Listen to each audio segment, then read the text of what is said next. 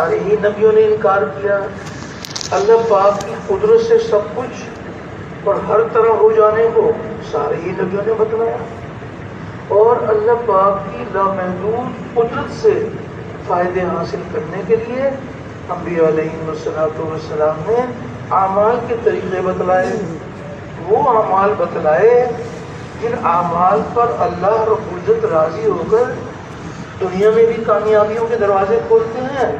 اور آخرت کی کامیابی بھی عطا فرماتے ہیں، وہ اعمال بتلائے۔ تو جن لوگوں نے انبیاء علیہ السلام کی کلمے والی بنیاد کو تسلیم کر لیا، یعنی حق تعالی شانوں کی ذات عالی پر یقین لائے، انبیاء کرام کے دیے ہوئے اعمال سے وابستگی حاصل کی، وہ پھلے پھولے اور چمکے، اور اللہ نے اپنی قدرت سے ان کو کامیاب کر دیا، چاہے ان کے پاس دنیا کے نقشے تھے یا دنیا کے نقشے نہیں تھے، اللہ نے اپنی قدرت سے ان کو کامیاب کر دیا۔ اور جن لوگوں نے انبیاء علیہ السلام کی کلمے والی بنیاد کو تسلیم نہیں کیا،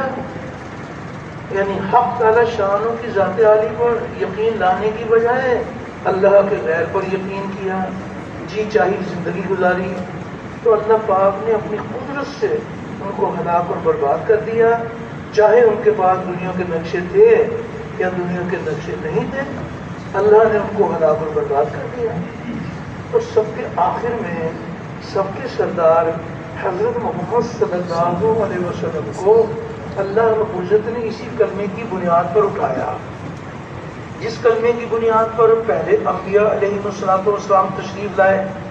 وہی مبارک کلمہ ہمارے نبی کریم علیہ السلام لے کر تشریف لائے۔ لیکن آپ کی محنت کا میدان اور پہلے نبیوں کی محنت کا میدان، پہلے نبیوں کی محنت کا میدان ایک قوم، ایک قبیلہ،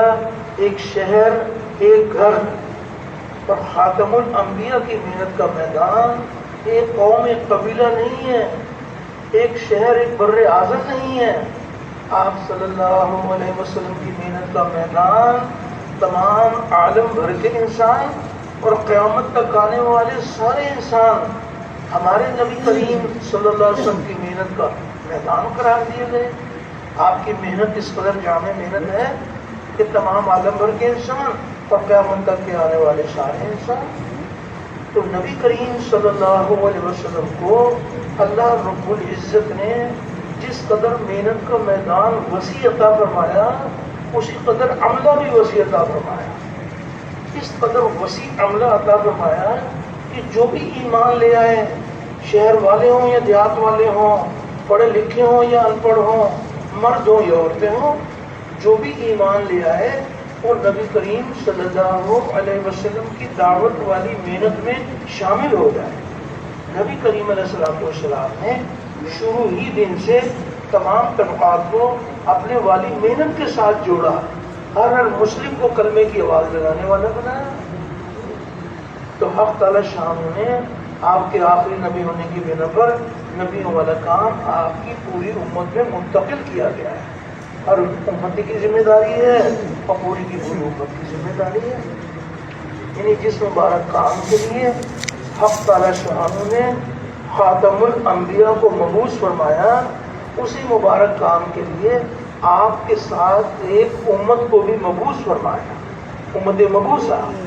تو آج محنت اس بات کی ہو رہی ہے کہ پھر سے امت نبی کریم صلی اللہ علیہ وسلم کے نہج پر محنت کرنے والی بن جائے، امت کا ہر طبقہ قرن اول کے طبقے کے مشابہ بن جائے۔ لیکن امت اس سطح پر جب آئے گی جب محنت کرنے والے اپنی محنت میں ظاہری طور پر بھی حضور والی محنت کے ساتھ مشابہت پیدا کریں اور باطنی طور پر بھی حضور والی محنت کے ساتھ مشابہت پیدا کریں، تو جتنی جتنی ہماری محنت کی شباہت نبی کریم صلی اللہ علیہ وسلم کی محنت سے میل کھائے گی تو اللہ کی مدد بھی بڑھتی چلی جائے گی۔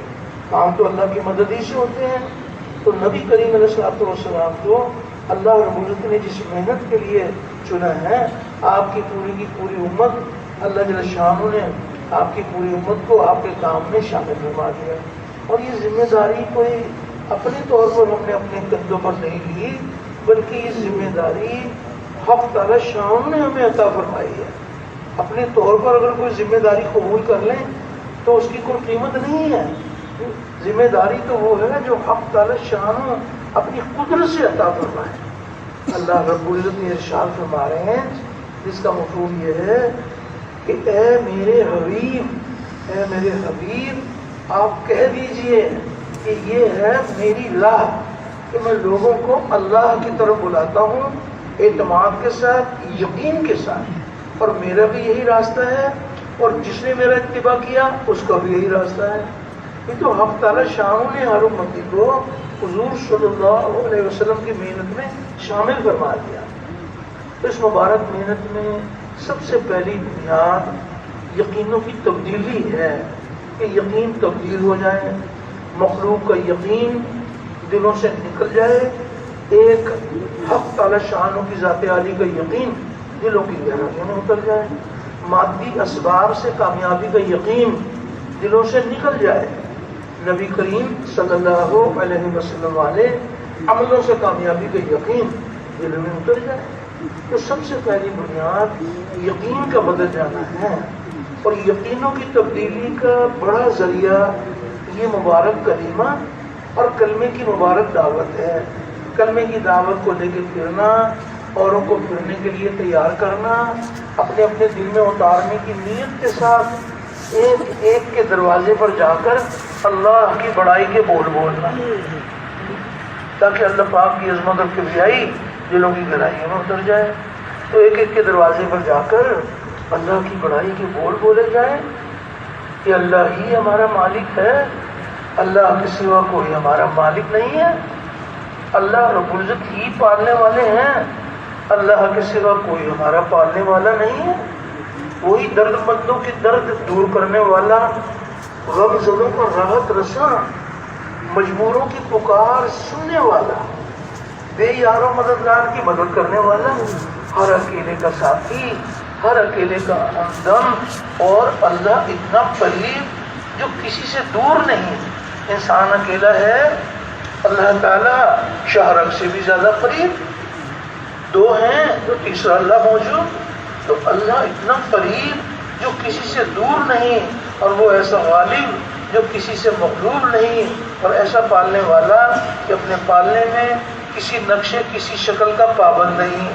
ساری کی ساری مخلوق اللہ کی محتاج, اور اللہ کسی کے محتاج نہیں, اور نہ اس کی ذات میں کوئی شریک, نہ اس کی صفات میں کوئی شریک. وہ اپنی ذات میں بھی یکتا, اپنی صفات میں بھی یکتا, اور نہ اس کی کوئی مثال, نہ اس کا کوئی ثانی. اللہ کا کوئی ثانی نہیں ہے, وہ ایک ہے, اکیلا ہے, جو چاہتا ہے اپنی قدرت سے کرتا ہے, اپنے کرنے میں کسی مخلوق کا پابند نہیں ہے.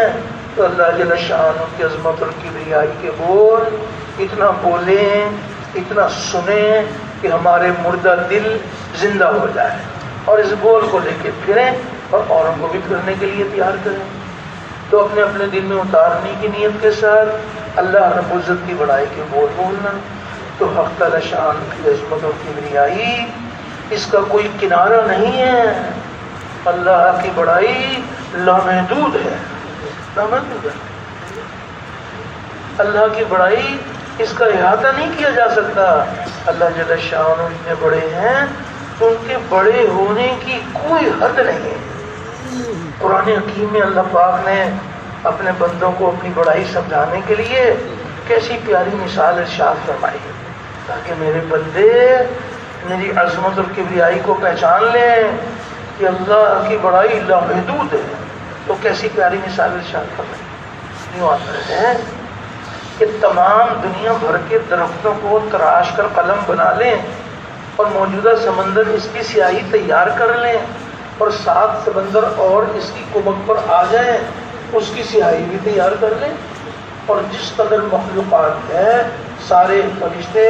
سارے انسان, سارے جنات, ساری مخلوقات حق تعالی شانہ کی عظمت اور کبریائی, اللہ رب العزت کے کمالات لکھنا شروع کر دیں تو لکھنے والوں کی عمریں تمام ہو جائیں اور قلم گھس گھس کر ٹوٹ جائیں, اور سمندروں کی سیاہی ختم